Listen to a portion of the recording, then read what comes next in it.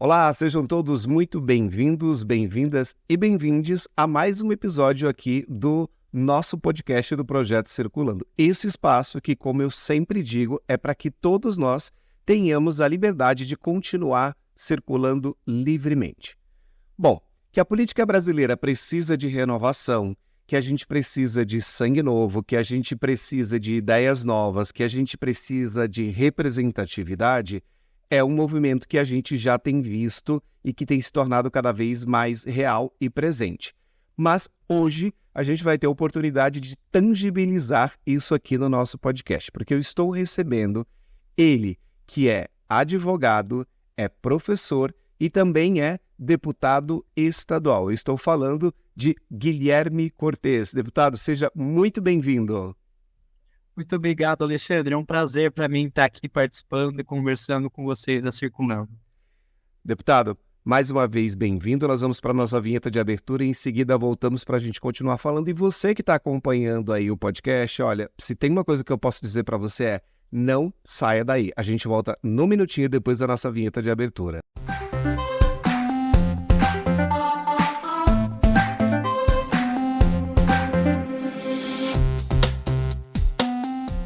Esse é um espaço pensado para amplificar as nossas vozes, onde a liberdade de circular seja para todos, sem exceção.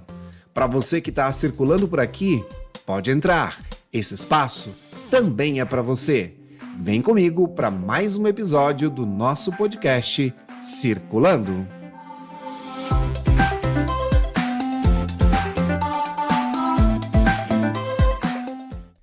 Bom, deputado, eu comecei aqui falando que a política brasileira precisa de renovação, que a gente precisa de sangue novo, que a gente precisa de ideias novas. E você não brincou nesse tema, né? Porque você tem 25 anos, é um jovem deputado estadual pelo PSOL aqui no estado de São Paulo. Eu queria começar esse nosso bate-papo exatamente por este ponto. Primeiro, por que a escolha da advocacia ou do direito, né? E depois, como é que a sua carreira transita e essa escolha pelo ambiente político? Você pode dividir um pouco disso com a gente? Olha, Alexandre, eu sempre gostei muito de política. Desde que eu nasci, das minhas primeiras lembranças, eu já lembro de gostar de campanha eleitoral, assistir programa, brincar de eleição com os meus bonecos. Então sempre foi uma coisa que eu gostava. Fato é que no nosso senso comum a gente associa a eleição a essa prática institucional, política é essa prática institucional. Seja disputar uma eleição, seja ser parlamentar, seja estar num desses espaços. E há 10 anos atrás, quando eu fui para o ensino médio, e 10 anos atrás também foi o ano daquelas manifestações contra o aumento da tarifa, era um momento de muita ebulição social. Eu fui estudar numa escola que tinha um movimento estudantil muito ativo. E daí, nessa época, eu além de me interessar ainda mais por política, mas eu passo a ver que a política não é só essa política institucionalizada, de você disputar uma eleição ou você ocupar um cargo público. E que a política institucional, eleitoral, partidária, é só uma expressão disso, uma pequena parte do todo da política.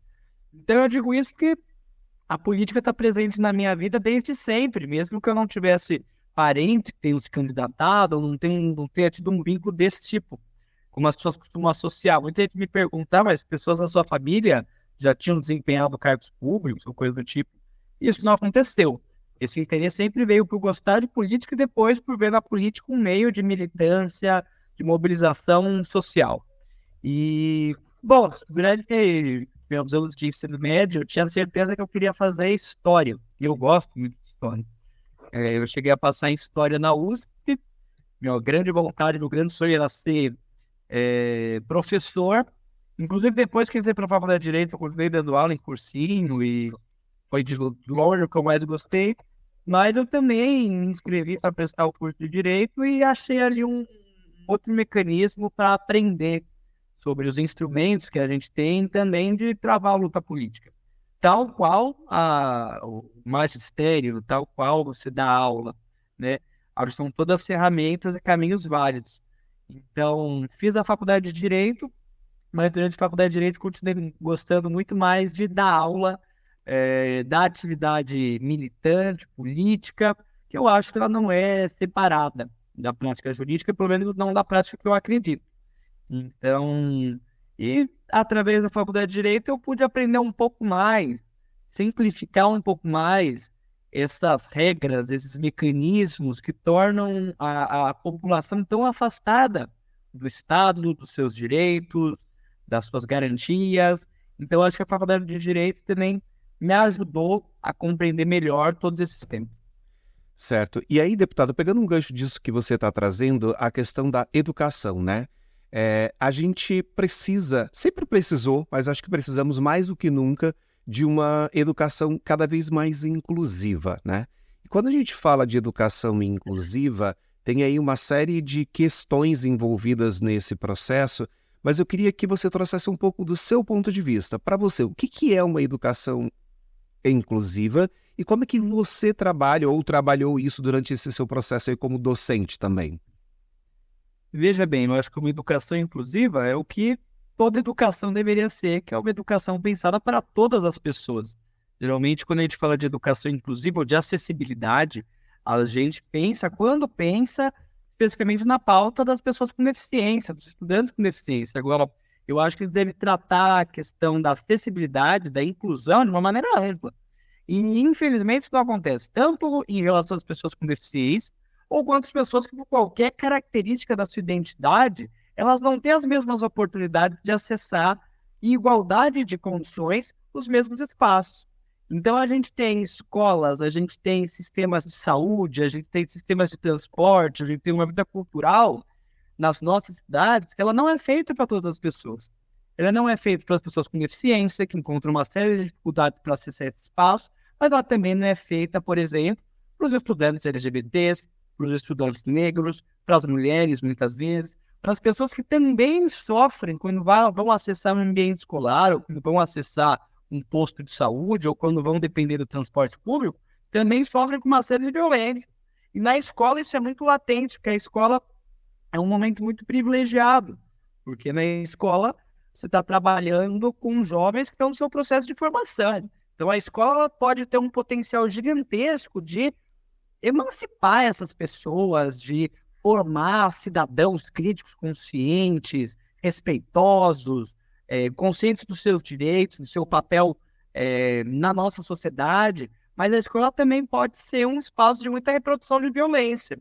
E, lamentavelmente, para esses estudantes, do qual a educação não é inclusiva, a escola é um momento traumático para estudantes com deficiência, para mulheres, estudantes negros e negras, sobretudo para estudantes que se entendem como LGBTs, ou ao longo da sua formação vão se entender como LGBTs. A escola é um ambiente de muita reprodução de violência, de bullying, de discriminação, e as pessoas vão carregar essas marcas durante toda a sua vida.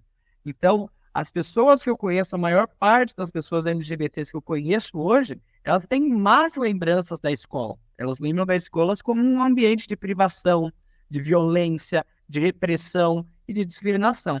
Isso é muito ruim. Então, penso que uma educação inclusiva, da mesma forma como uma saúde inclusiva, um transporte inclusivo, uma cultura inclusiva, uma política inclusiva, é quando a gente começa a pensar essas áreas, esses setores, para que todo mundo se sinta bem, para que todo mundo possa participar bem, para que os estudantes possam participar independente de qualquer deficiência, para que os estudantes LGBTs eles possam participar sem se sentir coagidos, sem sentir um ambiente de violência, da mesma forma como toda essa diversidade. A gente tem que parar de pensar todos os ramos da nossa sociedade, a nossa educação, o nosso sistema de saúde, o nosso sistema de transporte público, parar de pensar eles exclusivamente para um determinado perfil de pessoas da nossa sociedade, que não é majoritário. A gente tem uma sociedade absolutamente diversa em todos os âmbitos. Eu acho que a gente tem que reproduzir isso também na educação. Ter uma educação também diversa, uma educação antirracista, uma educação anticapacitista, anti-machista, anti-LGBTfóbica, tem que ser uma educação que também inclua todos esses agentes, todos esses grupos no processo de educação, e não que seja um processo ainda mais segregatório. Perfeito. E um ponto nisso que você traz, que eu sempre comento assim, nem sempre, ou na maioria das vezes, os grupos minorizados são a minoria, né? E isso é tão importante, e eu fiquei ouvindo, me permita chamá-lo de você aqui nesse nosso papo, você falando, e nós temos aqui uma diferença significativa de idade, e eu voltei aqui num túnel do tempo da minha época de escola, sabe? E o quanto isso que você está trazendo tem potência. E parece uma coisa, sabe, deputado, para quem ouve e quem não vive esse tipo de violência, quem não sente isso na pele, que é mais um mimimi, que é mais uma coisa, estamos aqui falando de um negócio que não é exatamente assim. Mas eu, por exemplo, posso te dizer que eu lutei muito para conseguir passar por esse processo de educação e conseguir até chegar a um curso superior. Isso porque sou um homem gay, mas sou cis, sou branco, tenho consciência desses privilégios, então não tenho outras camadas como, por exemplo, pessoas pretas, deficientes e etc. Tem. Então, isso que você está dizendo, eu fico, assim, extremamente feliz em ouvir um parlamentar falando sobre isso e, mais do que isso, assim, trabalhando para que isso mude, para que isso seja um fato. Nessa linha, eu queria te fazer uma pergunta que é o seguinte: dentro da sua pauta ou da pauta do seu partido, que projetos vocês têm trabalhado nesse sentido, tanto no processo da educação como para a questão das pessoas LGBTs? Veja bem, Alexandre, a gente costuma dizer que a gente não segue muito essa lógica de dividir as pautas em caixinhas, porque você falar sobre educação acessível para a população LGBT não é você falar apenas sobre a temática da sexualidade de gênero, você garantir que esse espaço ele seja um espaço plenamente inclusivo, acessível, com condições para as pessoas acessarem esse espaço, permanecerem nesse espaço. Então, não tem, às vezes as pessoas nos colocam na caixinha de você só defende a pauta da população LGBT.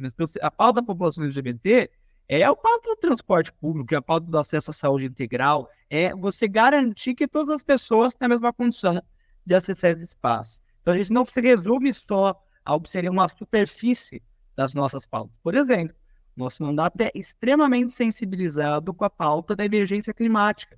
Eu acho que é uma pauta absolutamente transversal. Eu acho que também é uma pauta da população LGBT, assim como é uma pauta de quem não é LGBT, assim como é uma pauta de toda a humanidade, que a gente precisa começar a incluir a combate às mudanças climáticas dentro de uma hierarquia na nossa sociedade. E já estamos atrasados para isso.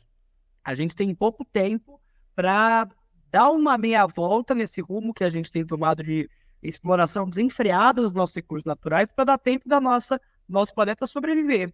Então, os nossos primeiros projetos de lei foram com esse intuito, foram hierarquizando a necessidade de combate às mudanças climáticas. Dentre esses projetos, um deles é para a gente incluir de maneira transversal na rede de ensino do Estado de São Paulo a educação sobre as mudanças climáticas. Porque é justo que se as próximas gerações elas vão ter a sua vida completamente impactada, influenciada, enviesada pela existência de uma crise da qual elas não são responsáveis, mas que elas estão herdando, o mínimo da justiça é que as pessoas elas possam ser informadas sobre isso. Tanto sobre a realidade, como a nossa vida vai ser impactada por as mudanças climáticas, quanto as medidas que a gente tem que tomar, os caminhos que a gente tem que seguir para reverter isso. Então, essas são as nossas prioridades. Além disso, a gente é coautor, junto com o mandato da bancada feminista do PSOL, de um projeto para instituir uma política de reserva de vagas nas universidades estaduais para a população de travestis transexuais. Eu sou um grande defensor das ações afirmativas. Eu não acredito que o Estado, diante de uma situação de desigualdade, o Estado deve lavar as mãos. Pelo contrário, é papel do poder público, quando visualiza uma situação de desigualdade, quando visualiza um grupo social, seja por qual motivo for, está mais exposto, está mais vulnerável, está mais fragilizado, mais marginalizado, é papel do Estado também corrigir essa desigualdade. Que é o que a gente vê, por exemplo, nas políticas de ação afirmativa, na política de cotas, que, a meu ver, foi um sucesso no Brasil, que começa a corrigir hoje uma desigualdade, uma dívida histórica, começa a produzir um pouco de reparação para a população negra no Brasil, que sempre foi deixada de fora do espaço universitário. E a mesma coisa hoje quando a gente vê a população de travestis transexuais, que hoje eu acredito que seja a população mais vulnerável do Brasil, que tem uma expectativa de vida média que é apontada na faixa dos 30 anos, em muitos casos, o que é uma coisa inexplicável, inacreditável, que a gente tem um setor da nossa sociedade que tem a expectativa de vida média que a população tinha durante a Idade Média, e que seja um setor que majoritariamente é marginalizado do mercado de trabalho formal, por isso tem que trabalhar na informalidade, em condição de insegurança. quando a gente leva isso para o ensino superior, nem se fala. É um espaço ainda mais difícil para a população acessar. Então, eu acho que é papel do Estado também estender essa ação afirmativa para a população de travestis transexuais, se a gente quer, de fato, mudar essa correlação, mudar essa estatística e assegurar que essa população também tenha condição de acesso à universidade. A gente pode retirar as ações afirmativas como essas quando todas as pessoas estiverem equiparadas, quando ninguém tiver uma desvantagem nessa fila na sociedade ou na disputa para entrar numa universidade. Então, a gente acha que é muito importante nesse sentido, né? Além de pensar, evidentemente, nas políticas de permanência na educação, em todos os espaços, na verdade. A gente está elaborando um projeto de casas de acolhimento para a população LGBT, que a gente sabe que é uma população que é especialmente vulnerável a esses casos de expulsão de casa, a falta de habitação. Uma parcela expressiva da população em situação de rua hoje também é de um setor da população LGBT em situação ainda mais vulnerável, que é expulso das suas casas, muitas vezes pelas suas famílias, que não consegue espaço no mercado de trabalho formal. Então, a gente quer institucionalizar uma política de casas de acolhimento para essa população. A gente quer desburocratizar todo o serviço de retificação de documentos para a população de travestis transexuais. Inclusive, hoje é cobrado uma taxa, o que torna ainda mais inviável para essa população conseguir os documentos, conseguir atravessar esse processo e ter os seus documentos alterados. Então, nada adianta você ter o direito formal para essa população se você não garante os meios para isso. Então, a gente pensa de uma maneira transversal todos esses temas. A gente pensa em uma política de transporte público que inclua a população LGBT. A gente pensa em uma política de educação que inclua a população LGBT. A gente pensa em uma política de saúde integral que inclua a população LGBT. Porque eu acho que é impossível a gente falar o que seria uma pauta específica da população LGBT, desconsiderando que as nossas pautas é simplesmente o atendimento dos direitos básicos que deveriam ser garantidos para toda a população. Isso é tão perfeito, porque assim, a gente às vezes com esses vieses inconscientes, a gente acaba reproduzindo esse modelo, né? A população LGBT, ela sempre foi colocada nessas caixinhas. E quando a gente pensa políticas, por exemplo, específicas para a comunidade LGBT, não que de alguma maneira elas não acabem sendo voltadas para esse público, talvez algumas mais especificamente, mas não colocar na caixinha, eu achei isso brilhante a maneira como você colocou. E nesse sentido, eu vi um vídeo seu outro dia, tem alguns, inclusive, porque eu comentei com você antes da gente começar essa entrevista que eu sou um admirador do seu trabalho e não estou falando isso porque a gente está gravando. Obrigado. Falei isso antes da gente começar a gravar porque é uma grande verdade mesmo. Mas eu vi um vídeo seu falando e me chamou muito a atenção alguns pontos. Esse vídeo era sobre um tema que eu também quero que a gente fale um pouco agora, que é sobre esta CPI que está investigando os hospitais, essa questão toda das pessoas transexuais. E nesse vídeo, eu queria muito que você me falasse um pouco, e falasse para quem está vendo e ouvindo a gente o seu posicionamento em relação a isso, mas tem um ponto que me chamou muito a atenção. Quando você falava, primeiro, o quanto você foi cirúrgico, o quanto você foi didático e o quanto as pessoas que estavam ali, pelo menos a gente que conseguia ver pelo vídeo, prestaram atenção naquilo que você falou, sabe? E aí eu queria primeiro falar desse assunto, mas em seguida eu queria falar de um outro tema, deputado, que é o seguinte: política não se faz sozinho. Eu não sou político no sentido de ser um parlamentar, mas eu sei que política não se faz sozinho. Como é que se faz política discutindo assuntos tão quentes como esses, tão polêmicos como esses, e tendo que em algum momento estabelecer alianças nesse cenário? Veja, Alexandre, primeiro sobre a CPI. Eu acabei de voltar de um encontro muito proveitoso no México, onde a gente participou de um encontro de lideranças políticas, parlamentares, ativistas, movimentos sociais de toda a América. E esse encontro foi muito bom para reafirmar e para comprovar para a gente que, mesmo a gente vindo de países diferentes, falando línguas diferentes, mas a gente enfrenta alguns desafios em comum. Então, essa pauta contra a população trans, de perseguição da população trans, ela não é específica do Brasil. Na verdade, esse é um movimento que está vendo internacionalmente. Nos Estados Unidos, inclusive, com ainda mais força. A gente tem visto vários estados dos Estados Unidos retrocedendo em direitos civis básicos da população LGBT, seguindo exatamente a mesma cartilha que a extrema-direita tenta implementar aqui no Brasil. Então, essa CPI, ela não é uma novidade. Na verdade, ela é uma consequência desse movimento aqui no nosso estado. O que não significa que ela seja boa. Pelo contrário, essa CPI, na minha visão, é um imenso retrocesso. Porque ela tem alguns objetivos. Um deles é você blindar o governo.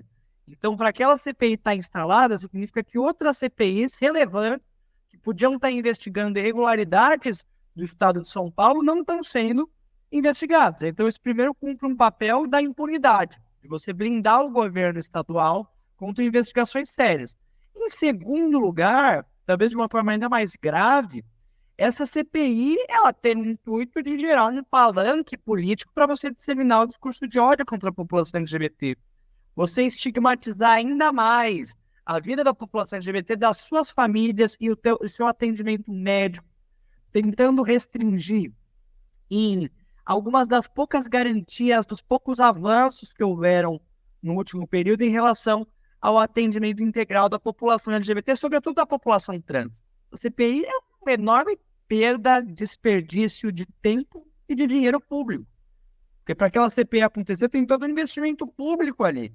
E, na verdade, ela não investiga nada que numa rápida busca na internet, ou na legislação, ou nas normativas do Conselho Federal de Medicina, do Conselho Regional de Medicina, não seja absolutamente respaldado. Ou seja, é uma velha cantiga que a gente já conhece, de que esses setores da extrema-direita, esses setores fanáticos, buscam a população LGBT como maneira de se projetar. Isso eu acho muito baixo.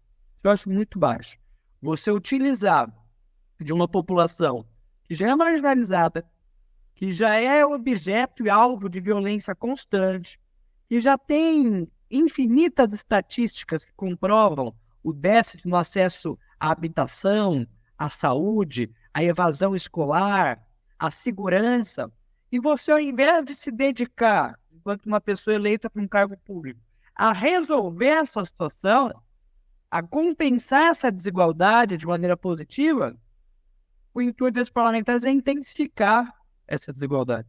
É retirar as poucas conquistas, as poucas garantias, é estimular o discurso de ódio e a violência. Então, acho que essa CPI ela é muito ruim. E o que nos dá condição de travar esse debate na UESC é uma compreensão muito bem estabelecida que eu tenho de que a atuação que a gente tem ela não é só dentro da Assembleia. Se eu tivesse essa impressão, eu acho que eu adoeceria. Se eu imaginasse que o mundo é só Assembleia Legislativa, ou que o meu trabalho se resume a mim próprio e o que acontece na Assembleia Legislativa, eu adoeceria. O que me impede de fazer isso, além do cuidado com a saúde, é saber que a Assembleia é um pequeno bocado do mundo, um bocado muito distorcido, onde as pessoas que estão lá muito mais por privilégios, por dinheiro, por todos esses elementos, do que por representar, de fato, a maioria da população. E que do lado de fora, a nossa luta é coletiva. Então, a atuação do meu mandato não é a atuação apenas do Guilherme. O meu mandato é um instrumento do movimento LGBT no Brasil. É respaldado pelo movimento LGBT. É respaldado pelas nossas lutas. E isso nos move, nos fortalece e nos faz ver que nem nós estamos sozinhos e nem que esses setores, que lá dentro são maioria e que conseguem fazer essas coisas tão ruins, eles não são maioria do lado de fora. Então tem setores que a gente consegue dialogar, setores que buscam a razoabilidade. Agora, quem não tem o mínimo de um respeito pelos direitos humanos, pela cidadania, sobretudo da população mais vulnerável, aí a gente não tem uma premissa para conseguir dialogar. Então, com esses setores que estão na Assembleia Legislativa, exclusivamente para intensificar o discurso de ódio, intensificar a repressão, violentar ainda mais a nossa população, com essas pessoas a gente não tem diálogo possível. Com todos aqueles que estão dispostos a fazer um debate cidadão, humano, racional e democrático, aí a gente consegue conversar. Como é que fica o argumento desses parlamentares quando eles precisam se aprofundar nessa temática? Porque não basta dizer, olha, a gente quer investigar por quê, com quais provas, sobre quais aspectos que a gente vai olhar isso, né? Como é que vocês lidam com isso? Como que a bancada se comporta nessa hora que você faz essa pergunta? Olha, a gente vai entrar agora no segundo semestre numa fase mais decisiva da CPI, onde vão começar a acontecer as oitivas, que eu acho que vai ser um momento em que eles vão ficar numa situação muito difícil, porque uma coisa é você disseminar um discurso raso, numa situação confortável. Outra coisa é você fazer isso diante de um profissional que vai negar, porque todos os profissionais sérios que irão lá vão negar todas as premissas que eles têm. Por isso que eles também têm tudo de convocar gente que não é séria. Parte dos requerimentos deles são de charlatões, de pessoas que sofrem processo no Conselho Federal de Medicina, de pessoas que não têm nenhum embasamento científico, racional, para discutir esse tema. Então, eles tentam jogar por esse lado, mas eles vão ser obrigados a ser confrontados com profissionais sérios, libados e especialistas nesse tema. Eu estou muito ansioso para ver como eles vão agir. Hoje por hoje, eles se resguardam num discurso de senso comum, um discurso falso, onde eles esperam não ter contraponto. Nosso papel é justamente contrapor. Então, uma série de coisas que eles se dizem preocupados, nossa, o que está acontecendo ali é uma grande violência contra as crianças e adolescentes. Como vocês podem fazer isso com uma criança de 5 anos, por exemplo? Isso é tudo mentira, porque não acontece nada com uma criança de 5 anos, por exemplo. Isso não é o procedimento que acontece no ambulatório, nem o que a legislação permite. Então, quando eles falam isso, é muito mais no sentido de você jogar com a desinformação do que você jogar com provas, jogar com fatos, jogar um diagnóstico da situação. Então, justamente o nosso papel é, a todo momento, trazer o debate da CPI desse lamaçal, desse pântano, da desinformação, das informações enviesadas, que é muito ruim, porque é onde as pessoas elas conseguem se criar e elas conseguem atingir o objetivo delas, que é jogar com as preocupações, com os temores da população e trazer esse debate para a racionalidade, para a ciência, para a legislação. E, como você viu naquele vídeo, quando a gente faz isso, fica uma situação constrangedora, porque contra fatos e diagnósticos concretos, ou você recusa esses fatos, ou você fica uma situação constrangedora. Eles não conseguem falar nada quando a gente rebate eles dizendo que, lendo o que diz a resolução do Conselho Federal de Medicina. Só por isso eu acho que o CPI não deveria existir. Porque se basta você ler um trecho de uma resolução para você chegar a uma conclusão, não precisa fazer uma CPI. Mas o nosso papel lá é justamente trazer a CPI o tempo todo para a racionalidade, para a verdade, porque realmente acontece. Por isso a gente não tem preocupação de que se essa CPI tiver um resultado sério, se os deputados estivessem dispostos a fazer um debate sério e racional, a gente não tem preocupação.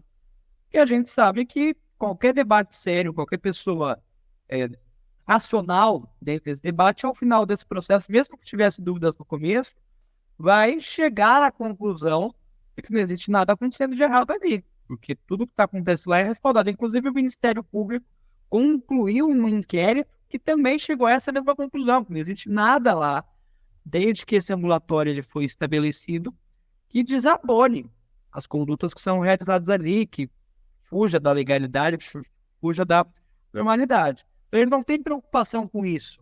Né? Eles vão descobrir alguma coisa. Pelo contrário, não tem nada para descobrir. A nossa preocupação é justamente, pelo nosso entender, esses deputados eles não estão sendo ingênuos. Eles têm um projeto muito claro, que é de disseminar a desinformação, a preocupação, mexer com esses temores da população, né, para incitar ainda mais um discurso intolerante, um discurso preconceituoso, um discurso estigmatizante.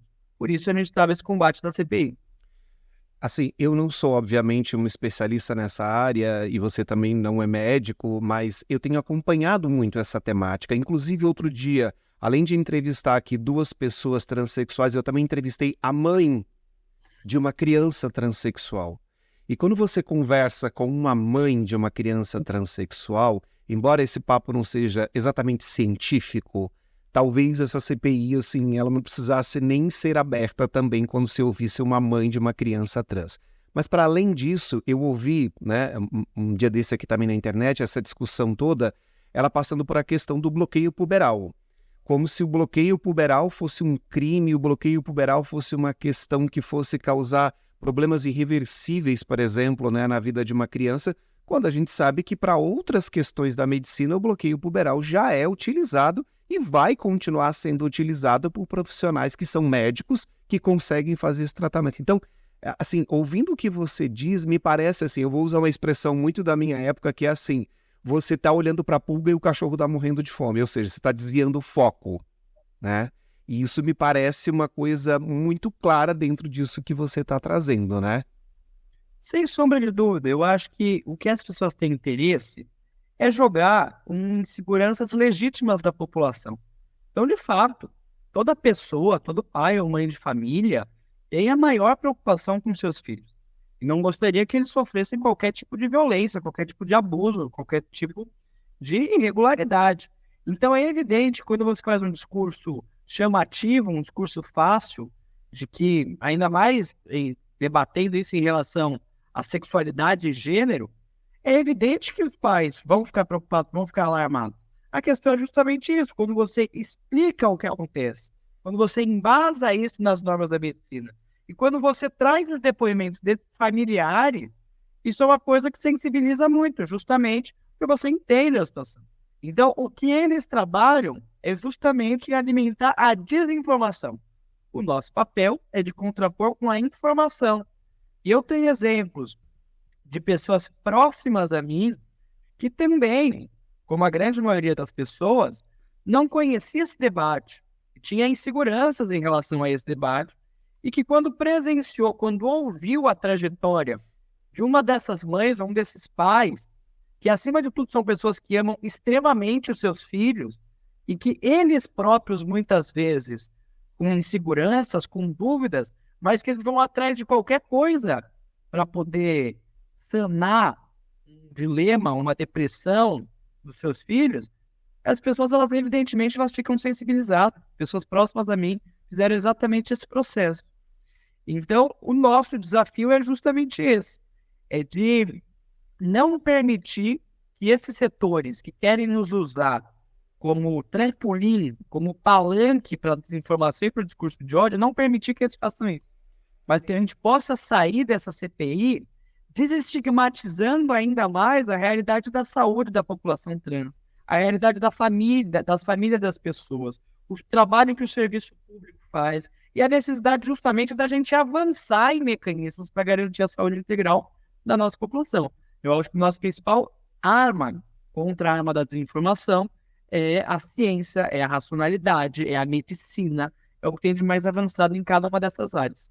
É possível, então, fazer desse limão uma limonada? Ou seja, usar todo esse processo que está acontecendo com essa CPI para também informar, para também trazer essa discussão mais claramente, para inclusive poder explorar isso num ambiente parlamentar.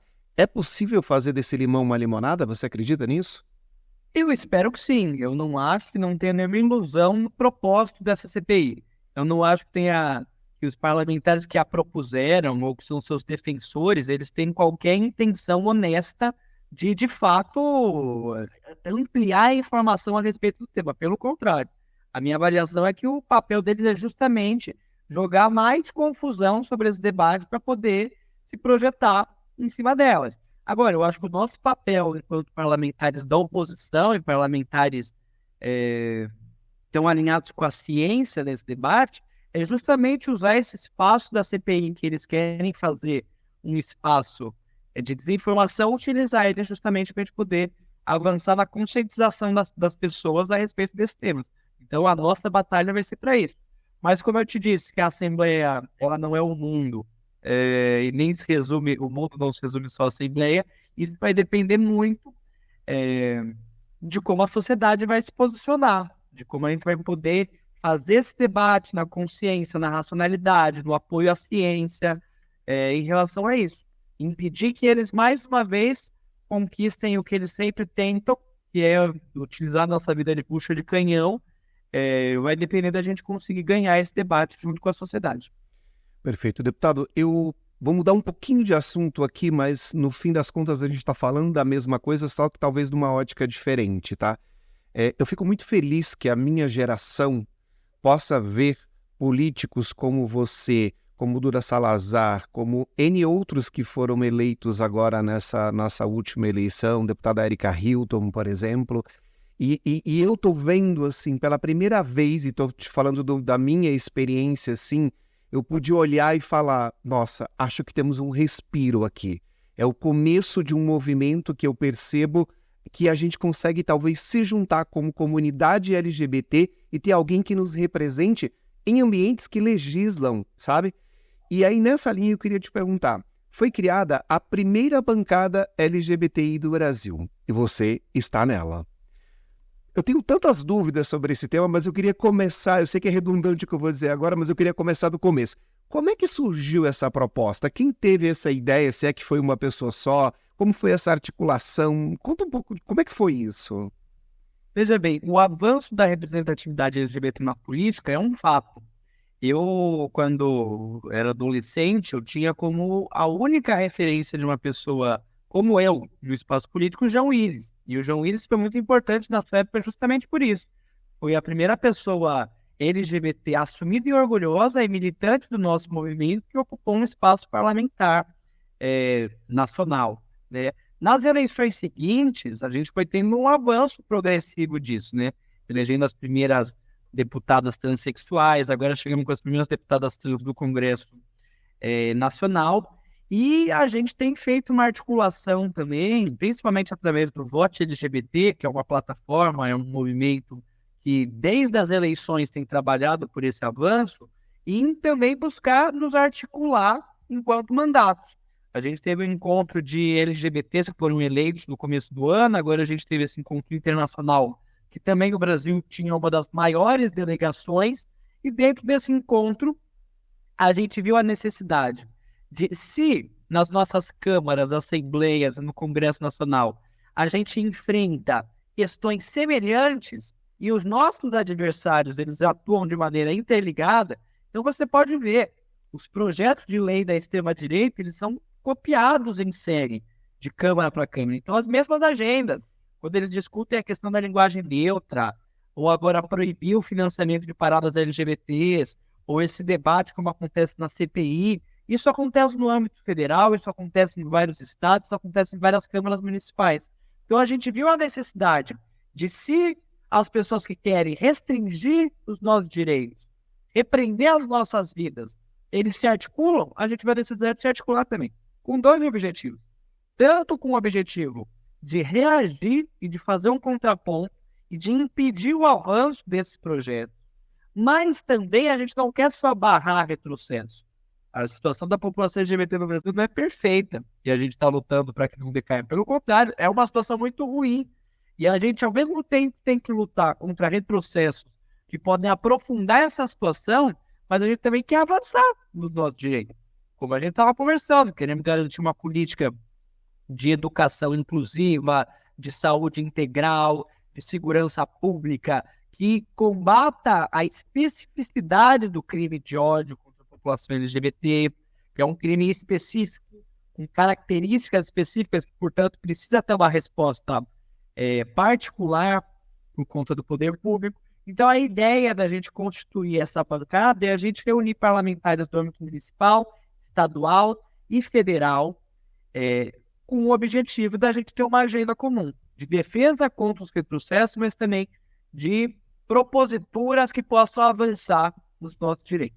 Mas o que a gente pode esperar, a gente, população LGBT e população em geral, a médio prazo da criação desta bancada LGBT? Porque isso é muito significativo.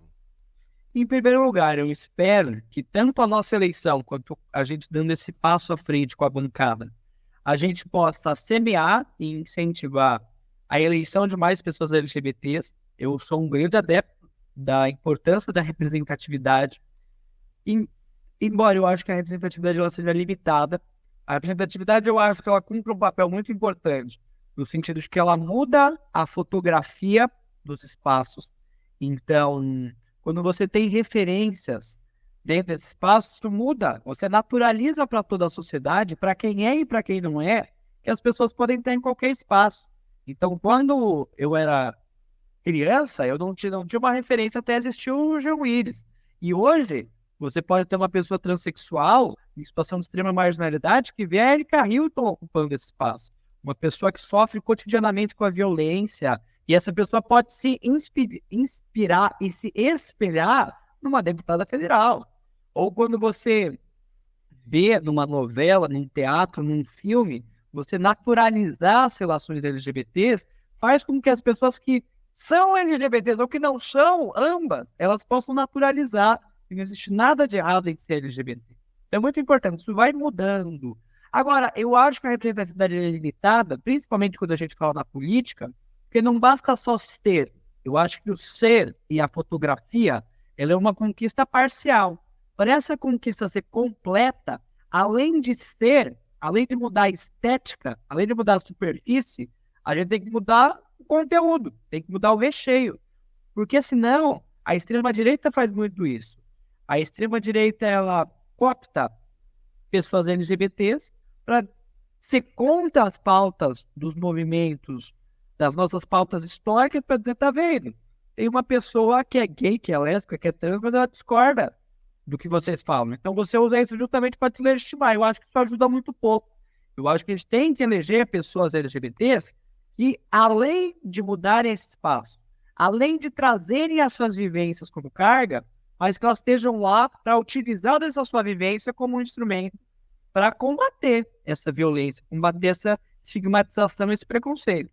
Ajuda muito pouco a gente ter pessoas lá que façam o oposto, estejam lá justamente para referendar tudo isso. Então, o primeiro passo, eu espero que a nossa eleição, que essa bancada, ela incentive mais pessoas LGBTs a disputarem a eleição, a serem eleitas, e mais do que isso, eu espero que a gente tenha medidas práticas. Eu espero que essa articulação possa nos preparar mais, nos fortalecer mais para essas nossas duas tarefas que eu lhe disse, que é barrar os retrocessos. Então a gente está mais preparado para que quando o projeto começa a CPI, que hoje existe só em São Paulo, quando eles forem ser reproduzidos em outras câmaras, em outras assembleias, que as pessoas possam aproveitar da nossa experiência para serem ainda mais incisivos, para não cometerem os mesmos erros e para a gente poder estar cada vez mais articulado. E, ao mesmo tempo, que a gente possa ter uma agenda de projetos em comum, e da mesma forma como a extrema-direita vai se articulando para aprovar projetos reacionários em cadeia, a gente também possa ter projetos em comum, ganhando, um fortalecendo o outro, para que a gente possa tornar eles uma política concreta. Por exemplo, o Transcidadania, que é um programa formidável que existe em São Paulo, a gente quer poder reproduzir ele em outros lugares, em outras instâncias, em outras esferas, né? Então, acho que a gente pode... Porque nem experiências que a gente tem. Araraquara, se eu não me engano, é a única cidade do interior de São Paulo que tem um espaço público de referência para a população LGBT, que a gente pode reproduzir em outras câmaras, por exemplo, que a gente pode tornar isso uma política pública estadual ou federal. Então, que a gente possa levar esses projetos que não se restringem só a uma cidade, só a um estado, mas a gente possa universalizar eles. Perfeito, deputado, perfeito. E assim, se você me permite uma observação, eu vejo que, para além de tudo que você colocou, que assino embaixo, acho que está perfeito, na minha visão, essa união de vocês, a criação dessa bancada, ela traz também uma mensagem muito forte para a nossa comunidade LGBT. Porque, veja, nós fomos nos fazendo, nós fomos dando conta da nossa vida ao longo da nossa história. Felizmente, né, você e a geração talvez mais jovem ainda passe por menos coisas que a minha geração passou, mas a gente foi se fazendo aí ao longo dessa trajetória, né? A gente foi tentando sobreviver nesse cenário que a gente tinha e, como tal, a gente não foi estimulado a se enxergar como uma comunidade, como realmente alguém que pode se unir e que desta união pode fazer uma força. E quando vocês se juntam e criam esta bancada LGBTI representando todos nós, que eu acho que vocês trazem uma mensagem muito forte e clara para a nossa comunidade LGBT. Nós precisamos deixar esse lugar de sermos só uma população LGBT e nos entendemos mais do que nunca como uma comunidade LGBT. E esse movimento que vocês estão fazendo, tenha certeza que ele está contribuindo muito para esse processo. E eu penso, Alexandre, como você disse, a expressão minoria, ela é muito mais uma expressão política do que uma expressão quantitativa. Porque não necessariamente a população LGBT é minoria, inclusive não tem nem estatísticas oficiais adequadas para a gente quantificar a população LGBT. E eu sempre me pergunto por que não tivemos ainda, né? Exato, sem estatística é muito difícil você fazer política pública. A população negra no Brasil, ela absolutamente não é minoritária. A população de mulheres no Brasil, ela absolutamente não é minoritária. Então, eu acho que quando a gente fala de minoria, a gente está falando de minorias em direitos. Pessoas que elas são marginalizadas, elas são minorizadas na sua condição social, não na sua força numérica na sociedade. Então, o nosso objetivo é justamente somar força. O movimento LGBT brasileiro é uma potência social e política. Nenhum lugar no mundo faz uma parada LGBT como o Brasil. A sua extensão, a sua representatividade como é a parada de São Paulo. O nosso desafio é agora fazer essa potência política também se reverter nos espaços de tomada de decisão. Fazer a expressividade, a representatividade que a gente tem nas nossas cidades, nos nossos estados no país, se reverter nesses estados também. E mais do que tudo, as nossas pautas, elas não são exclusivas. Como eu estava dizendo, até porque não tem nem como, seria um exercício inócuo. A gente não consegue avançar se toda a sociedade não avançar junto. Então, quando a gente defende uma sociedade mais segura para a população LGBT, consequentemente, uma sociedade mais segura para todo mundo. Porque se o setor que é mais marginalizado, mais vulnerável, avançar, a sociedade inteira avança. Se a base da pirâmide avança, a sociedade inteira avança. Então, as nossas pautas não são só pautas sobre sexualidade e gênero. Nem tem como fazer isso. As pautas são sobre educação, melhorar a educação, ter uma educação de mais qualidade, uma educação de mais qualidade, uma educação para todo mundo. A nossa pauta é melhorar a segurança pública. E melhorar a segurança pública é você também combater essas redes de ódio, esse crime de ódio, que torna a nossa população mais vulnerável, mas que não deixa ninguém seguro, que não permite que ninguém esteja seguro. E durante todo esse semestre a gente discutiu muito como essas redes se articulam para cometer violência contra crianças, contra estudantes, contra escolas. Então, os mesmos grupos que alimentam a violência contra nós também alimentam a violência contra toda a sociedade. Então, a pauta do movimento LGBT também é a pauta do movimento de mulheres, e tem que ser a pauta do movimento de mulheres, é a pauta do movimento negro, e a pauta do movimento de moradia, para que todo mundo tenha habitação. Então, a gente passar a nos entender, claro, a nossa diversidade, com a nossa peculiaridade, com a nossa necessidade. Mas a gente entender que não é isso que nos separa, pelo contrário. Isso é parte de uma totalidade, isso é parte de uma universalidade, de uma transversalidade, de uma interseccionalidade, como queira chamar, de que as nossas lutas elas são profundamente interligadas. Não dá para a população LGBT no Brasil se emancipar se a gente não acabar com o racismo, se a gente não acabar com o analfabetismo, se a gente não acabar com a fome e com o déficit habitacional. Porque todas essas chagas também retroalimentam a LGBTfobia. Então, essa foi a grande conclusão que a gente chegou desse nosso encontro no México, e da necessidade da gente, através de uma bancada, a gente se articular mais e melhor por esses pontos. Perfeito, mais uma vez. E ouvindo um pouco do que você falava, acho que o grande ponto de partida não é a gente tentar ser igual, é exatamente o inverso, né? É a gente entender que somos diferentes, nos respeitarmos dessas diferenças e nos entendermos como plurais, porque não queremos ser iguais. Essa que é a grande questão, né? Mas queria pegar um gancho disso que você está falando. Eu posso te afirmar uma coisa baseado no meu ciclo e de pessoas com quem eu convivo. Eu nunca vi tantas pessoas LGBTs falando e discutindo sobre política como eu tenho visto nos últimos tempos. E isso, para mim, é um avanço imenso, assim. É uma discussão ainda 100% madura? É uma discussão ainda 100% embasada? Não estou discutindo isso. A minha questão aqui é discutir, assim, o quanto isso começa a gerar e provocar mudanças. Porque você estava falando agora há pouco do processo da extrema-direita, e por que eu estou trazendo esse tema aqui, deputado? A gente não pode ser alienado. E quando eu digo que a gente não pode ser alienado, a gente vive num mundo globalizado. Não dá para eu pensar que o que acontece, e agora eu vou falar de um caso ali na Itália, não me impacta. Não dá para eu achar, por exemplo, o que aconteceu há pouco tempo nos Estados Unidos, onde as mulheres perderam o direito ao aborto e toda essa discussão, a gente achar que isso é um caso isolado e que isso não nos impacta. Porque você vai percebendo esse movimento. Começou ali nos Estados Unidos, daqui a pouco você vê agora lá na Itália, a Meloni fazendo esse processo todo de tirar do registro das pessoas LGBTs os nomes delas como pais das crianças adotadas. O que eu estou querendo resumir aqui? Acho que isso tudo que você diz assim, nos coloca num lugar muito melhor, porque nós estamos discutindo política, porque nós estamos falando sobre essa temática, porque nós estamos começando a nos antenar para todos esses movimentos. Eu não sei se você concorda com isso, como que você enxerga essa questão toda?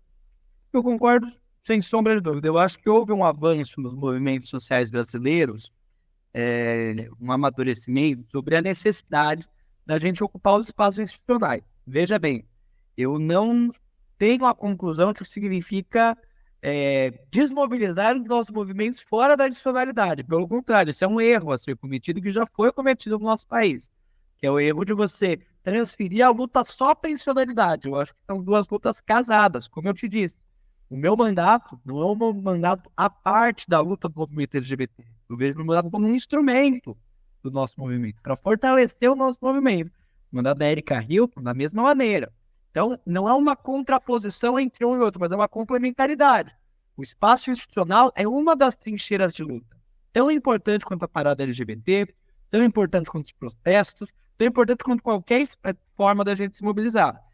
Mas eu acho que é importante que houve todo um direcionamento do movimento negro, do movimento feminista, do movimento de mulheres, do MST, do MTST, do movimento indígena, do movimento ecológico, sobre a necessidade dessas lutas que a gente sempre travou nas ruas, na sociedade, a gente também refletir elas dentro dos espaços institucionais. Eu acho que é por isso que a gente teve um avanço da bancada feminista, por isso que eu acho que a gente teve um avanço da bancada negra em muitas câmaras, por isso que eu acho que a gente agora pode, pela primeira vez, ter uma bancada LGBT+, a bancada do COCAR e assim por diante. A bancada do MST e do MTST, eu acho que isso é muito importante.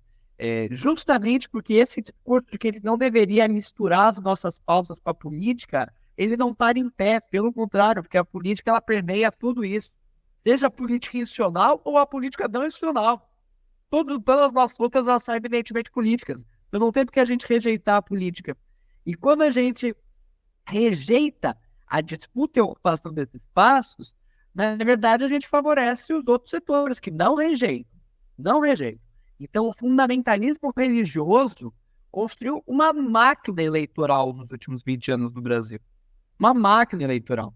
Eu acho que não tem a ver com a religião A ou B. Eu não acho que todas as pessoas de determinada religião são assim ou assado, ou compactuam com isso. Mas o fundamentalismo religioso, a direção de determinadas igrejas, determinados grupos, construiu uma máquina muito forte de ocupar espaços políticos e de reproduzir as suas pautas dentro desses espaços. É muito forte, é muito visível isso. Se o movimento LGBT não se propõe a também se articular para isso, aí a gente vai estar sempre, eles vão estar sempre jogando sozinhos nisso, nesse terreno. Eles vão estar sempre falando sobre nós sem a gente ali. Os setores reacionários da segurança pública, eles construíram uma máquina eleitoral em torno disso. O agronegócio, desde que o Brasil é Brasil, o latifúndio, construiu uma máquina eleitoral. Desde que o Brasil é Brasil, a maioria dos nossos espaços políticos, eles são hegemonizados pelo latifúndio, pela elite fundiária do nosso país, desde antes da República. Então, se a gente não começa a também disputar esses espaços, a gente deixa eles jogando sozinho. E daí a gente chega numa realidade de que o Brasil, por exemplo, é um país cujo Congresso Nacional nunca aprovou uma lei para a população LGBT, onde todas as nossas principais conquistas vieram através de decisões do Poder Judiciário. Porque na legislação não se mexe, porque esses espaços eles são quase permeáveis. Eu acho que é muito importante que a gente esteja se politizando, que a gente esteja entendendo a amplitude do nosso movimento, a seriedade do nosso movimento, a interseccionalidade da nossa luta com outras lutas e a necessidade de disputar também esse espaço da política institucional. Deputado, eu Tem um gancho disso que você está trazendo. Eu conversei há algum tempo atrás aqui, quem estiver ouvindo o podcast pode procurar aqui esse episódio, eu vou deixar um cardzinho aqui para as pessoas verem também.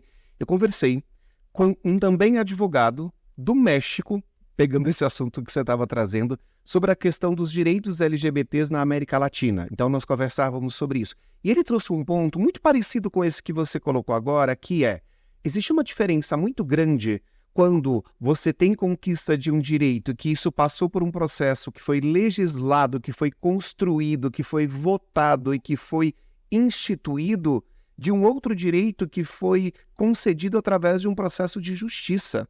Ou seja, que foi imposto e que a justiça precisou fazer com que se cumprisse.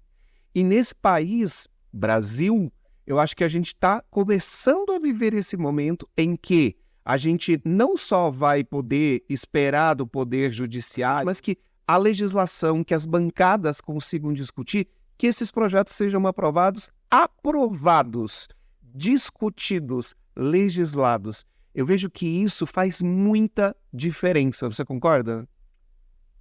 Sem sombra de dúvida. Sem sombra de dúvida, eu acho que esses avanços eles são muito importantes que a gente tem tido nessa área.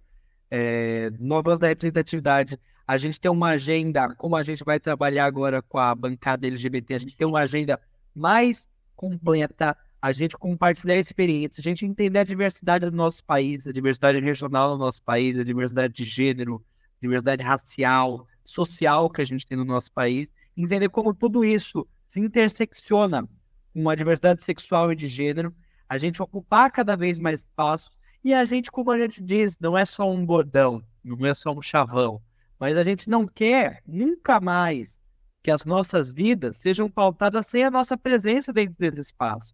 Que é o que sempre aconteceu, sempre se falou. Inclusive a extrema-direita fala o tempo todo sobre sexualidade e gênero.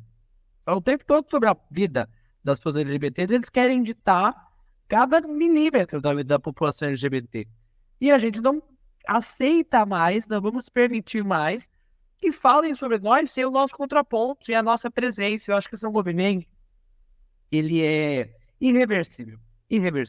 Mesmo que eles tenham eu tenho refletido sobre isso, mesmo que eles tenham uma vitória pontual, mesmo que hoje eles tenham uma correlação em alguns lugares favorável, como é o fato da Assembleia, onde eles têm uma maioria e onde é um ambiente que é dominado por esse discurso de ódio, mas é irrefriável o movimento da gente ocupar cada vez mais espaço, com cada vez mais qualidade, com cada vez mais diversidade, e da gente pautar de forma cada vez mais contundente. Eu acho que esse é um avanço nos marcos das contradições, dos retrocessos que a gente tem vivido.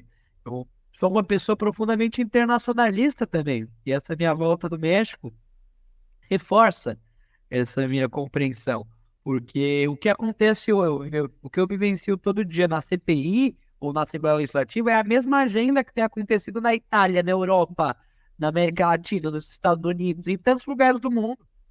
Porque a extrema-direita se organiza de maneira internacional. As pautas são internacionais, a agenda é internacional. Eles estudam os exemplos de uns e de outros para ver como eles avançam. Então eles seguem uma cartilha. E para eles, a discussão de sexualidade de gênero é uma discussão central. A extrema-direita hoje eu acho que é quem mais discute sexualidade de gênero no mundo, talvez. Discute mais do que setores da esquerda. Porque alguns setores da esquerda ainda acham que você falar dessas pautas ditas identitárias, ditas minoritárias, é um negócio que você se afasta do restante da população. Então entende que a nossa população é absolutamente diversa. Então não tem nada de segregado você falar sobre o racismo estrutural no nosso país, porque o racismo estrutural afeta a maioria da população. Não tem nada de errado você falar sobre o combate ao machismo e a afirmação da igualdade entre os gêneros, porque essa chaga ela atinge a maior parte da população. E não tem nada de errado e nem nada de desvantajoso você falar sobre sexualidade e gênero, que é uma dimensão da vida de todas as pessoas. E, sobretudo, a população LGBT é um agravante a mais da violência que a gente tem.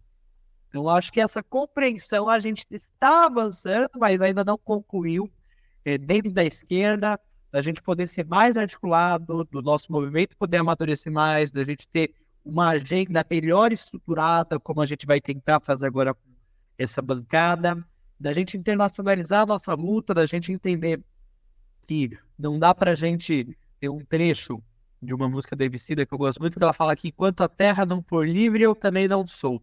Eu acho que não tem como a gente pensar que vai haver paz, vai haver dignidade, vai haver plenitude para as LGBTs no Brasil se não houver na Itália, se não houver na Palestina, se não houver na Chechênia, na Rússia, em qualquer espaço. Porque justamente esse movimento ele é contraditório. A gente avança, depois a extrema-direita e esses setores voltam para buscar retrocessos, como estão fazendo nos Estados Unidos e na Itália. Então, acho que isso é tudo parte de um amadurecimento que o nosso movimento está caminhando.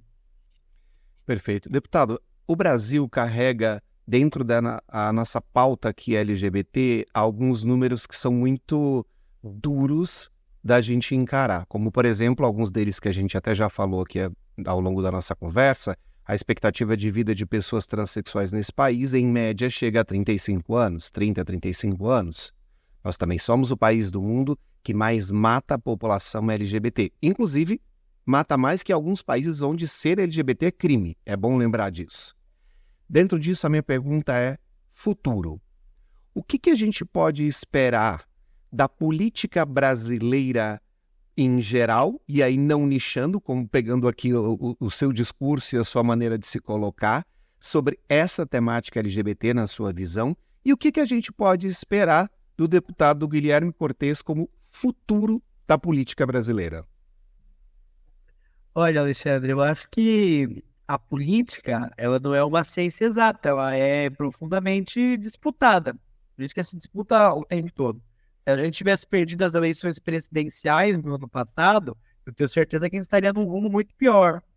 E a nossa vitória foi fruto de uma luta política da qual o movimento LGBT foi vanguarda há muito tempo. Tem sido vanguarda há muito tempo. Então, hoje existem dois projetos principalmente em disputa, com várias nuances dentro de cada um. Um que é um projeto reacionário, de você restringir ainda mais, de você estigmatizar ainda mais, de você aprofundar o tratamento contra as pessoas LGBTs como uma chacota, como um escárnio, como um motivo de desrespeito e de violência, que é o projeto da extrema-direita, com nuances, mas esse é o projeto de você utilizar a população LGBT como palanque, como um instrumento para você se promover e ao mesmo tempo você retroceder com os direitos.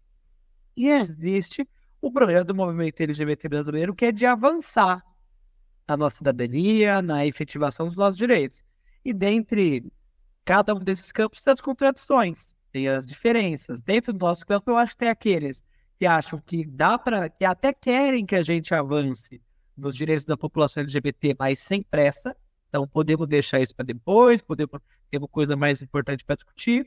E tem o setor onde eu me coloco, que eu acho que não tem mais como a gente postergar. Que nem é essa receita. E, pelo contrário, quando a gente se recusa a discutir a agenda da população LGBT, a gente está deixando os nossos adversários ganharem por WO. Várias coisas, o kit gay que o Bolsonaro inventou lá atrás, caiu no imaginário das pessoas justamente porque a esquerda, que na época estava no governo, desistiu de fazer o debate. Você tem o kit gay, na época, era o programa Escola Sem Homofobia, que daí o governo da Dilma na época, eu tenho muitas críticas a respeito disso, ele recuou. Só que quando você recuou, você entregou a narrativa para que a extrema-direita, para o fundamentalismo, para que os LGBTfóbicos inventassem o que aconteceu. E daí eles criaram um factoide do kit gay, e assim por diante. Por isso que eu acho que está em disputa hoje na sociedade. E não tem o veredito de quem vai ganhar. Claro que a gente trabalha e luta muito para que o nosso movimento passe, para que a gente ganhe, para que a gente ocupe cada vez mais espaços na sociedade e possa avançar dessas garantias nesse nosso direito. Mas os adversários estão jogando também. Então vai depender da nossa capacidade de se mobilizar, de disputar as pessoas que não são LGBTs, disputar as pessoas que são LGBTs para a necessidade de fazer a luta política também, porque a gente não tem o privilégio de poder não lutar, de poder não se mobilizar, de poder não resistir. A gente precisa fazer isso numa sociedade como o Brasil. E o deputado Guilherme Cortes espera ser uma pequena peça dentro desse processo. Como eu disse, eu não acho que a solução definitiva de tudo vai vir de um parlamento, desses espaços, muito menos de um mandato só como o meu. Eu não tenho essa pretensão. Mas eu espero que o nosso mandato ele possa ser um instrumento cada vez mais útil, mais eficaz da nossa luta, do nosso movimento, para que a gente possa vencer essa disputa na sociedade, e para que a gente possa avançar cada vez mais. Se a gente tiver contribuído com uma pequena peça ali, como Jean Willis foi, como Érica Malambinho foi, como toda essa nossa bancada LGBT está se propondo a ser, para que o nosso movimento vença, eu acho que eu vou estar orgulhoso. Muito bom, deputado. Agora, eu estou olhando um pouco de fora e vou te dar, de fora entre aspas, ocupamos posições diferentes nesse sentido. Você está no parlamento, eleito legitimamente, assim como Erika Hilton, como Duda Salazar e outros que estão aí nessa empreitada, digamos assim. Então, minha posição ela é uma posição diferente. Mas eu, olhando de onde olho, como pessoa LGBT e como eleitor, eu estou otimista. Eu já começo a pensar em movimentos muito maiores. Mas você acredita que a gente já pode sonhar, por exemplo, com LGBTs num Senado, num governo, quiçá numa presidência? Como é que você está enxergando isso? Eu espero que sim, eu sonho com isso o tempo todo. Mas eu acho que para isso a gente precisa, ao mesmo tempo, vencer esses nossos adversários. Eu acho que a gente não vai conseguir eleger uma LGBT, uma pessoa trans, por exemplo, para a presidência, enquanto a extrema-direita tiver a força que ela tem no nosso país. É meio que um muro que a gente precisa derrubar esse muro. Eu acho que é incompatível, porque a gente não consegue avançar se eles avançam também. Então passa pelo nosso enfrentamento. Acho que tivemos uma vitória muito importante, que foi a derrota do Bolsonaro na eleição, mas isso não significa que o bolsonarismo, que a extrema-direita, como uma força social e política, foi derrotada. Isso a gente está por fazer. E passa por a gente também, dentro desse nosso campo progressista de esquerda, que tem um acordo com a importância da gente avançar, passa por a gente ganhar essa disputa também. Porque também dentro do nosso campo a gente tem essa diferença. Então, para que isso aconteça, as pessoas precisam entender, todos os nossos camaradas precisam entender que a pauta da população LGBT não é uma pauta menor, não é uma pauta secundária, nem é uma pauta que afasta a população, pelo contrário. Em muitos casos, é a pauta que mais reflete a insegurança que a população vive, as múltiplas privações, violências, repressões que a nossa população passa. Quando você pega o caso da população trans, por exemplo, que hoje é o setor mais vulnerável, mais marginalizado da nossa sociedade. Para que essa população avance, você precisa melhorar o todo da nossa sociedade, a segurança, a empregabilidade, a educação, a saúde. Então, pelo contrário, ao contrário de achar que isso vai nos afastar, eu acho que nós podemos ser a chave justamente da necessidade da gente avançar em tantas áreas, da vanguarda nesse processo.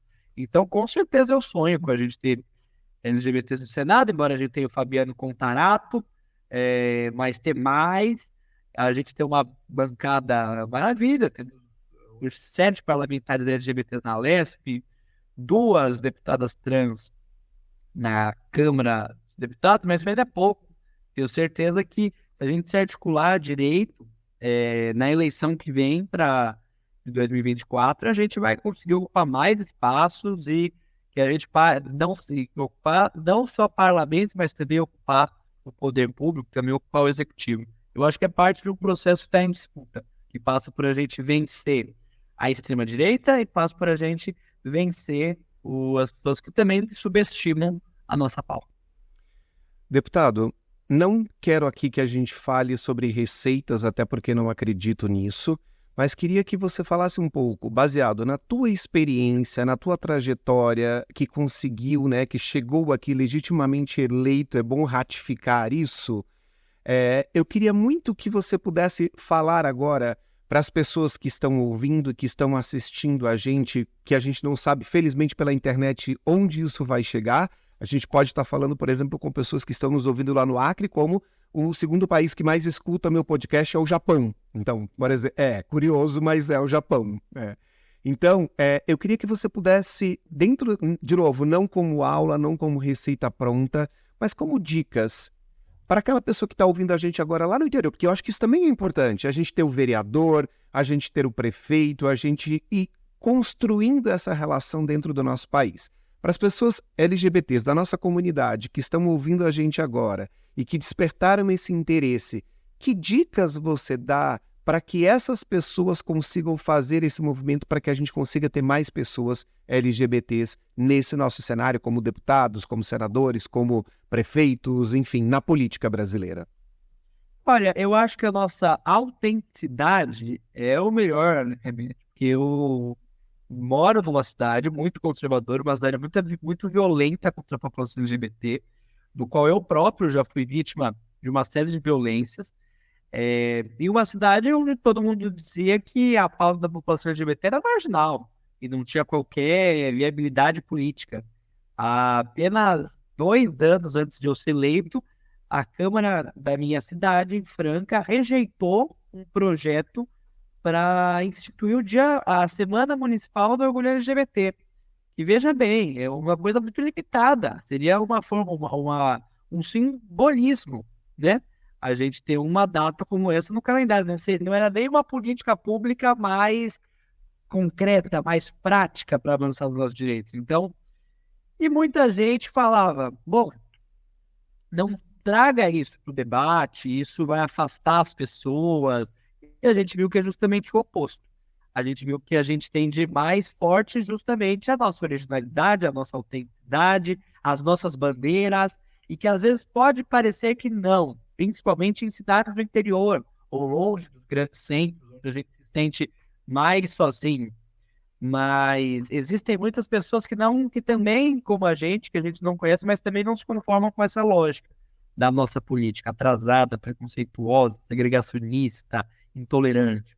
Então, eu acho que o caminho não é a gente abaixar as nossas bandeiras, não é a gente entrar no armário durante a campanha eleitoral ou durante o nosso mandato. É justamente a gente mostrar quais são as nossas pautas, por que essas pautas elas são boas para todo mundo, não só para um setor da nossa sociedade, das nossas cidades.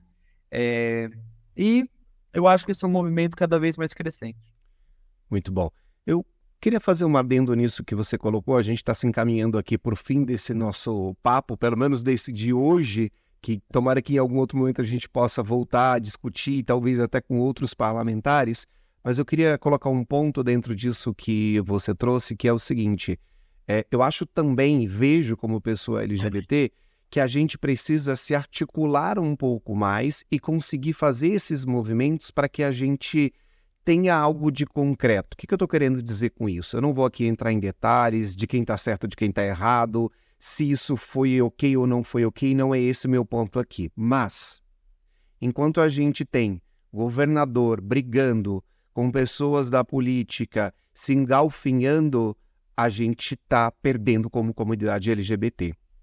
E isso talvez seja uma expectativa de quem está contra nós que aconteça, porque realmente você tira o foco e você coloca uns contra os outros, né? Então, se eu puder acrescentar algo nessa sua colocação, eu diria também para todos nós, independente de querer ser político no sentido partidário, né, de ocupar um cargo e etc., eu acho que a gente precisa se articular melhor e a gente precisa estar mais atento a essas questões. Enquanto a gente briga uns com os outros, estão nos desarticulando e daqui a pouco nós vamos viver a República do Cupim, porque a hora que bateu tá oco, tá tudo corroído por dentro. Então, se você me permite, eu gostaria de acrescentar isso a essa sua fala. E, deputado, eu vou deixar aqui para suas considerações finais, para você colocar aqui aquilo que você ainda acha que é importante, não que talvez ficássemos 5 horas aqui, ainda teríamos mais temas importantes, mas vou abrir aqui para você agora para suas considerações finais. Eu fico muito feliz, Alexandre. Acho que a mensagem que eu posso dar, primeiro, é que as nossas disputas, elas nunca têm um fim certo. Então, eu acho muito ruim a gente pensar essa ideia de que a cidade ela sempre vai avançar. A gente está vendo na Itália agora, por exemplo, em vários lugares. A gente tem avanços, depois tem retrocesso. A gente tem avanços, depende da luta política. Então, em primeiro lugar, eu acho que é fundamental que o nosso movimento continue se pautando politicamente, travando essas lutas, não deixando a peteca cair. A gente teve uma vitória para todos nós comemorarmos, que foi a derrota do Bolsonaro. O movimento LGBT sempre soube a tragédia que o Bolsonaro seria para o país, porque o Bolsonaro não escondeu que seu projeto político também era um projeto contra as pessoas LGBTs. E, veja bem, ele se projetou na política brasileira em cima da LGBTfobia. Ele ganhou uma visibilidade nacional em cima do discurso de ódio contra a população LGBT, dos factoides, do combate ao João Willis, que é o movimento LGBT brasileiro. E a extrema-direita continua com esse mesmo propósito. Agora que eles perderam a eleição, eles estão utilizando o combate à população LGBT mais uma vez como um instrumento para se localizar no debate político. Essa é uma batalha que está em curso e que a gente tem que ganhar. Mas eu tenho uma fé muito grande de que o nosso movimento irá imparável. Às vezes lá na Assembleia, que é um ambiente muito conservador, o Estado de São Paulo é um ambiente muito conservador, o bolsonarismo venceu a eleição para o governo de São Paulo, mas eu penso justamente isso, que eles podem ter vitórias momentâneas, eles podem nos atrasar, eles podem ir agora, mas eu tenho certeza de que depois de nós vão haver muito mais pessoas LGBTs ocupando esses espaços, a gente vai ocupar cada vez mais espaços da política institucional, nosso movimento vai se fortalecer ainda mais, até que a gente possa, de fato, dizer que o Brasil é um país que também é para as pessoas LGBTs. A gente não quer que seja só para as pessoas LGBTs, mas hoje não é um país que é pensado em nenhuma das suas dimensões para a nossa população, que se discute com a gente, reflete a nossa realidade. A gente quer que isso seja, não é nada demais. É só pensar que o nosso país ele seja para toda a nossa diversidade. Eu tenho certeza que a gente vai fazer isso, mas que vai ser fruto de luta. Então, esse é um convite aí para o nosso engajamento, para a nossa politização, para a nossa atuação política. Muito bom, deputado. Como eu digo, não é sobre tirar direitos de ninguém. É o contrário, é para que todos nós tenhamos os mesmos direitos, assim como já temos os mesmos deveres. Então, eu fico muito grato por você dedicar o seu tempo a estar aqui com a gente, abrir sua agenda para ter esse debate, porque não deixa de ser um debate aqui que a gente fez. Eu fico muito honrado, de verdade, em tê-lo aqui nesse espaço. Honestamente, espero que você seja esse cara que consegue levar essa mensagem, que tem toda essa clareza, mas que também tem todo esse posicionamento, essa convicção. Mas eu espero que existam muitos outros Guilhermes na nossa política, assim como existam muitas outras Éricas Hilton, Duda Salazar e por aí vai, uma série de outros parlamentares, o próprio Fabiano Contarato também. Então esse é o meu desejo profundo. Mais uma vez, muito obrigado pela sua disponibilidade e estar aqui com a gente, viu, deputado? Mais uma vez, muito obrigado. Agradeço, querido. Beijo enorme para você e para todo mundo que nos ouviu. Beijos, querido. Um abraço.